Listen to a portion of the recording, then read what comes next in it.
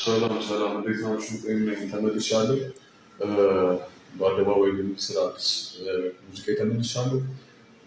እንግዲህ በዚህ አጋጣሚ ከዚህ በፊት በነበረው ኢንተርቪው ላይ በሰጠሁት ቃለ ምልልስ አንዳንድ የሚያስከፉ ነገሮችን የተናገርኩ ይመስለኛል።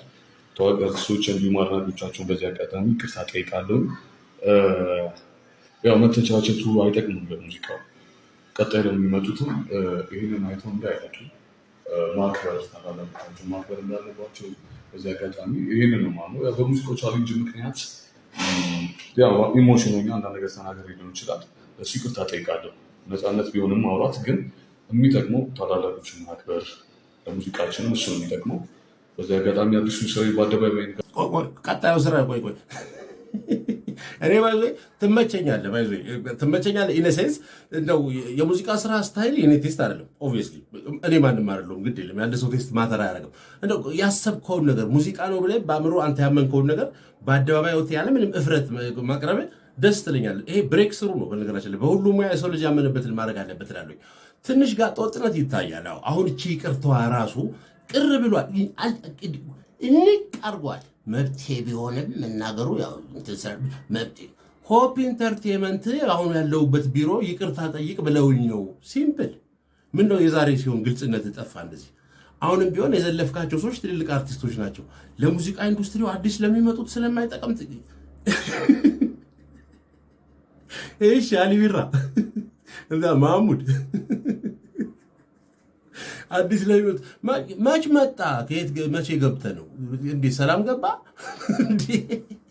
ይሄ እኮ አንዳንድ ደስ ይለኛል እኮ በቃ ግድ ይቅርታ ከልብ ሲሆን ነው ጥሩ። መከባበር መሰረታዊ ነገር ነው። የሙዚቃው ቻሌንጅ ስላለ ሰው ዝለፍ ይላል፣ አፈ ላይ በለው ስደው ይላል። ሙዚቃው ሲፈትን እንትኑ ክራውድዱ የፈጠራው እንትኑ ሙያው ሲፈልቅብህ ዜማው እንትኑ ጥበብ አስጨነቀች። በቃ እኔ ልጨነቅ። ይቅርታ አበሻ እንዳይጠይቅም ከልብ ነው የሚጠይቀው፣ አለበለዚያ አይጠየቅም። ሰው እንዲህ አድርጎብህ ይቅርታ ይጠይቅ ይመስል መብቴም ቢሆን ጥሩ ስላልሆነ ምናምን ዋናዋ ፐርፐስ ቀጣዩን ስራዬ በሚለው እንያዘው። እኔ አድናቂ አይደለሁም፣ መብቴ ነው። አንተ ምን ታደንቀኝ ይችላል፣ መብት ነው። ስለዚህ ስራዬ በሚለው እንያዘው። ይኸውልኝ የሚለውን ፕሮሞሽን ለማድረግና ያው ይሄን ማን ያው ተብሎ ሆፕ ያው ይቅርታ ጠይቅ ምናምን ስላሉ ይሁን ባይ ኦል ሚንስ አንተ ከልብ አድርገው ቢሆን ኖሮ ግን ደስ ይለኝ ነበር። ኤኒዌይስ እንትነት ጀግንነት ነው። አድናቂ ሙዚቃ ኢንዱስትሪ ውስጥ ይበል ምን ይላል በመዳሊያ ሪሌሽንሺፕ መለያየት ወሳኝ ነገር ነው።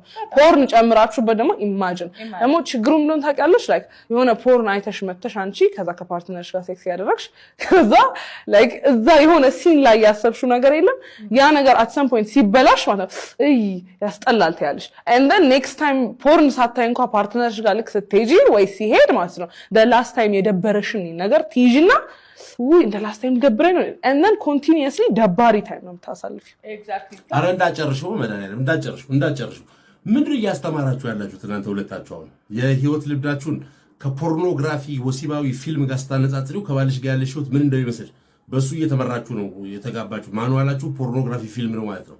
ምንድን ናችሁ እናንተ? የማን ቤተሰቦች ናችሁ? እኔ ሁሌ በማይገባኝ እንደዚህ አይነት ውርደትን በአደባባይ የምትናገሩ ሰዎች ግን ቪዲዮአችሁን አይቶ እናቶቻችሁ ጋር የሚደውል ሰው የለም? አባትሽ ጋር አይደውልም? አሁን አንቺ ጋር መልክሽን አሳምረሽ እንደዚህ የወሎ ፈረስ መስለሽ ተቀምጠሽ ስለ ፖርን እንትን የሚገርምሽ ልክ ሙያዊ ትንታኔ የምትተነትኑ ነው ይመስለው። ጋጠወጥ፣ የመጨረሻ ጋጠወጥ፣ የምድራችን የረከሰ ጋጠወጥነት እያስተማርሽ ምንድን ነው? ቢግ ዲል አይደለም ሊባል ይችላል። ፋይናው ፖርኖግራፊ ኢቨን እኮ ጉዳይሽ ሊሆን ይችላል። ይሄ ለሰው የሚወራ ነው። ያው ምን ኮቺንግ ነው እያስተማራችሁ ነው። አንቺ አንቺን ልምድ እየተካፈላችሁ ነው ለህብረተሰቡ እያስተማራችሁ። ልክ ስታወሪ አዎ ችኛው አስተዋራ አዎ ተግባባችሁ። ባለጌ ለባለጌ እርስ በርስ የት ነው እየሄድን ያለ ነው? ግን አሁን እናንተን ተይዞ እንዴት ነው ሀገር የሚገነባው እዚህ ሀገር ውስጥ እንትን የሚሆነው? እኔ ከሁላችሁም የተለየው ጻድቅ ሰው አይደለም በነገራችን ላይ። የመጨረሻ ብልግና ግን ያመኛል። በቃ ዋጠው፣ ከወደድከውም ከጠላውም ዋጠው።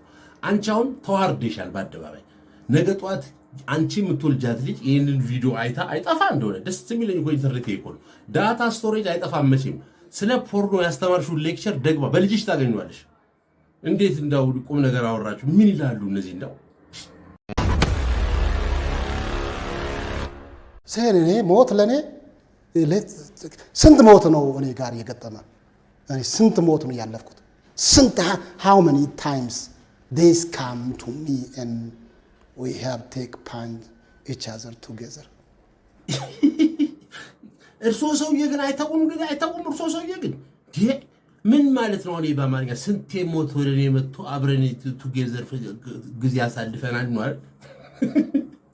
በአማርኛስ ቢያወሩ እርሱ አሁን ባክግራውንዱ የኔታ ነው ባለፈው ብዮታለሁ። በተለያየ ሁኔታ እንግሊዝኛ መቀላቀል ራሱ አያምርቦትም እኮ ዴዝ ካም ቱ ሚ ቱጌዘር ምን ይላሉ? እንደው በገብርኤል እንደው ወይ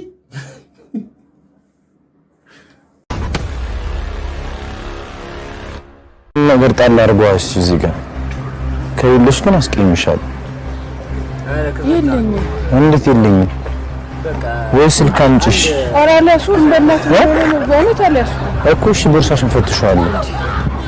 በእውነት ነው ለሱ እሱ መናጫዎች ግድ ላበላሽ ብዬነት ልላራምድ አንተ ምር የለኝም እሺ ነገር አስቀምጪሽ በቃ how many times አስቀምጪው በእውነት አለሱ በእውነት ምን ፍራንክ ነው ልሽ ካሜራ አንታው ምን አረክ ነው የሚባለው? በነገራችን ላይ ፕራንክ እንደው ፍራንክ ለማግኘት ብላችሁ እንደዚህ ምንድነው ነው በእናት ይሄ በነገራችን ላይ በጣም ጾታዊ ጥቃት ነው፣ ማሸማቀቅም ጭምር ነው።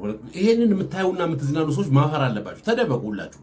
እቺ ልጅ እንዴት እንደው እንደዚህ ካሜራ አቤት ምን አለ ወልውዬ ነበር ማስቀመጥ እንደዚህ አይነት ካሜራ።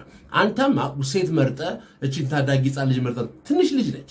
ለምን ነው በዚህ እድሜው አእምሮ ውስጥ እንደዚህ አይነት የጾታዊ መሳቀቅን የምታሳድርባት? ለአንተ ቪው ለማግኘት ሲባል ገና ለገና ነይ አልፋታሽም ዛሬ ካላመጣሽ በዚህ ገብቼ ምናምን እንዴት አይነት ድንጋጤ ፊቷ ላይ እንዳለ ግን አይታችሁታል። ግን ይሄንን ነገር ብታዩ ሰዎች እኔው ላይ ነው ሰው አይቶ ላከልኝ ለኔ እንደው ቪዲዮን አየሁት።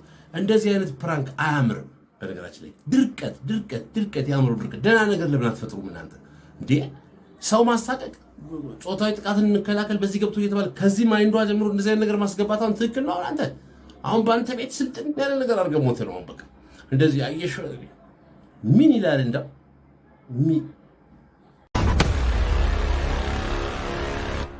ስፖርትስ ፋሚሊ ኮንሰልቲንግ የሚል ካምፓኒ ዙሪክ ውስጥ ፎርም አድርጌያለሁ። ያው በራሳቸው ሰዎች ነው የሚሰራው፣ ግን ካምፓኒው 100% የኔ ነው። እሱ አለ። አንዳንድ ቦታዎች ላይ ሼሮች አሉ። ኧረ ምን ብቻ ሌላም ብዙ ነገር አድርገሻል። እኔ በነገራችን ላይ በጣም ነው የምወድሽ የመጨረሻ ማለት ነው። አታምኝም ግን በጎ አድራጎት ስራ ሰርተሻል። ለአረጋዊት ቤት ሰርተሻል። የምታቋቋሚው ማዕከል በዚህ ኢንተርቪው ላይ ያወራሽው ነገር በጣም ብዙ ቁም ነገር እኮ ነው ያወራሽው። ሰው ምን ፒክ አረገ ከባለ ትዳርነት ጋር ተያይዞ ባሌ እንደዚህ ገባ እንደዚህ ያደረገ ሬንጅ ሮቨሩ መልሼ ልታለሁ ቀለበቱ መልሼ ልታለሁ ሰጪ እንጂ ተቀባይ መሆን አልፈልግም ምናምን ያልሽውን ይዞ ይሄው ሶሻል ሚዲያው ሲጨነቅ ከረመልሽ። እንግዲህ ሰው ሰክሰሱንና ስኬቱን ብቻ ሳይሆን የሚያው ጀግንነትን ብቻ ሳይሆን የሚያው በነገራችን ላይ እንደውም እሱ ላይ ነገር ትንሽዬ ነገር የሚያስወራ እንትን የሚል አይገርምሽም? ከስኬትሽ ይልቅ የትዳርሽ ጉዳይ ገረማቸው ሰዎችን። እቺ ሴት በጣም የምወዳት አሉ ነው። ከ65 ሀገር በላይ የሆኑ አፍሪካ ሀገሮች ጋር እንሰራለን። 54 እጭ ምን ነው እንዴ? አድንቄ ሳልጨርስ 60 ከየት መጡ? ምን ትላለች ነው በማርያም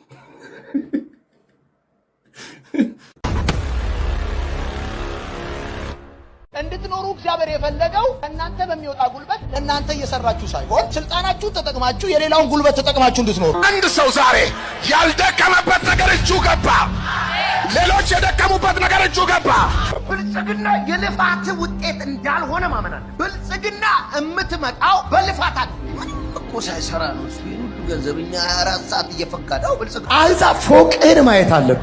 አሕዛብ ከክራይ ቤት ስትወጣ ማየት አለብህ። አሕዛብ ከተማ ውስጥ የሌለ መኪና ይዘህ ቀስ ብለህ የምታዞረው። እንዴት ሁሉም ሰው ሳይሰሩ ስለበልጽግ ስብከት ይሰብካል? ግን የማይገባኝ ፓርት እሱ ነው። አሁን እናንተ የሃይማኖት መሪዎች ከተባላችሁ ራሱ ሰው ልጅ ቢያንስ ቤዚካሊ ክርስትናን ከሆነ የምትከተሉት መጽሐፍ ቅዱስን መከተል አለበት። ሰርተህ ጥረህ ግረህ በላብ ብላ ይላል። የሌላ ሰው አትመኝ ይላል። ሌላ ሰው የለፋበት እጁ ሲገባ አየሁ ያልከው ሰውዬ ምቀኛ ነህ። ሌላ ሰው ሲሰራ ያየውን እንዴት አየህ? እናት ተደብቀን ያየው ሌባ ተባባሪ ነህ።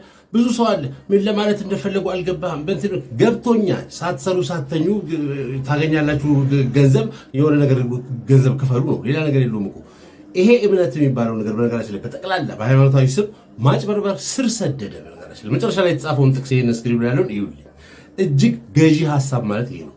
ሳትሰራ አትበለጽግም። በነገራችን ላይ ዓለም ሳይሰራ በልጽጎ አያውቅም። ማንም ሰው በልጽጎ አያውቅም ሳይሰራ። በአደባባይ ተኝታችሁ ብር ታገኛላችሁ የሚል ስብከት ይሰበካል። ምንድን ነው የምትሉት ግን? እንደው በመድኃኒዓለም ምን ይላሉ ግን?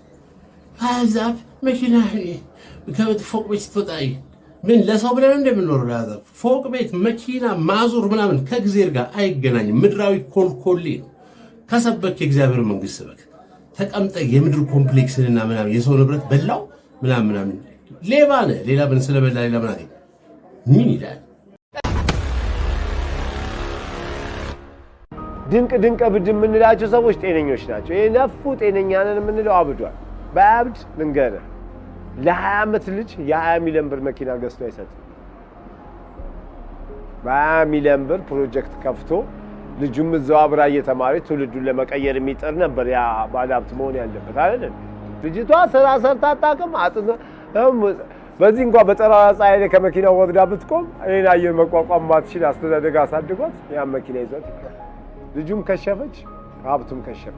አየሁ የኢትዮጵያን ባለሀብት ባለስልጣን ይሄ ነው። የማይረባ የቁስ መዓት ይሰበስባል። በመጀመሪያ በጣም ላመሰግንህ እወዳለሁ። በነገራችን ላይ ይፈቀድልኝ እንዳመሰግንህ። እንደዚህ አይነት በጣም ብሩህ ሐሳብ ያላቸውን ሰዎችና ብሩህ እይታ ያላቸውን ሰዎች 20 ሰው ነው የሚያየው። በጣም የደረስንበት ጊዜ የሚያሳዝን ከመሆኑ ይሄ ልጅ የተናገረው ፖይንት ሁሌ የሚያሳስበኝና ትክክለኛው ፖይንት ነው። እዚህ ከተማ ውስጥ ሰዎች ትውልድ መስራት ሲባል አእምሯቸው ውስጥ ወላጆችን ጨምሮ አእምሯቸው ውስጥ ምን እንደሆነ የሚመስላቸው አላውቅም። አሁን አንተ እንዳልከው ነው፣ ኮልኮሌ በለቃቀም ነው፣ ቁስ መሰብሰብ ነው። በነገራችን ላይ የብዙዎቹ ሀብታሞችና የብዙዎቹ ባለስልጣኖች ስራ አንድ ሰው ኢትዮጵያ ውስጥ በጣም በምቾት ነው የሚኖረው የሚለውን ለመግለጽ እጅግ ቁሳቁስ መሰብሰብና የስደት መንፈስን አእምሮ ውስጥ መያዝ ሞልቶለት ጥሩ ትምህርት ቤት ተምሮ ጥሩ ነገር ተምሮ ምናምን ብሎ ሁሉም ነገር እግር በእግር ሆኖለት ዴስቲኔሽኑ መጨረሻ ላይ ግን ሌላ ሀገር የመሄድ ይሄ ነገር ትቶ የመሄድ የመጥላት ምናምን ነገር ያለው ስራን የማስለመድ ነገር የለም ሲጀመር። ብዙ ድርጅቶች አዲስ አበባ ከተማ ውስጥ የሚዘጉት ባለቤቶቻቸው ሲሞቱ ነው። ምክንያቱም ባለቤቶቹ ቆርቆሮ ፋብሪካ ካለው ለምሳሌ ቆርቆሮ ፋብሪካ ያለው ጥሩ ገበያ ያገኛል። ስለ ቆርቆሮ አመራረት፣ ስለ ገበያው ትሬንድ፣ ስለ አካሄዱ እንዴት አድርጎ አፈር በልቶ ያንን ስራ እንደሚሰራው ልጁ አያውቅም። ልጁ የሀብታም ልጅ ነው።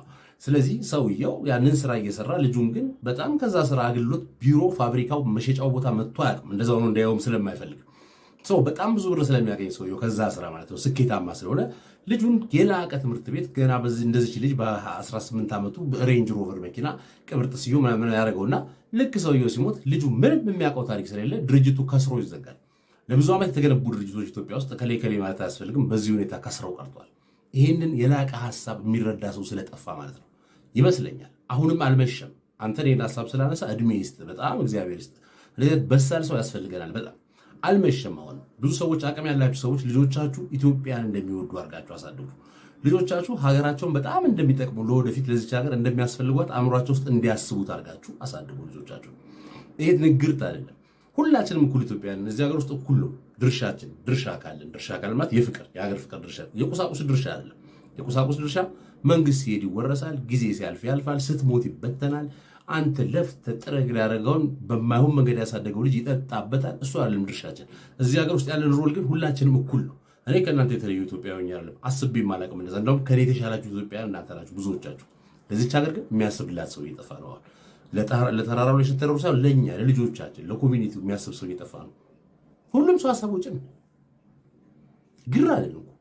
ሁሉም ሰው ልጆቹን ፋንሲ ነገር አረገ ከተባለ እንደ ኢትዮጵያዊ ሆኖ መቀናጣት አይቻልም እንዴ? እንደ ድሮ እንትን እየቆረጡ ባለ እንትን የጨዋታዎች ምናምን ተብሎ ኢትዮጵያውያን ናቸው ግን ሀብታሞች ናቸው።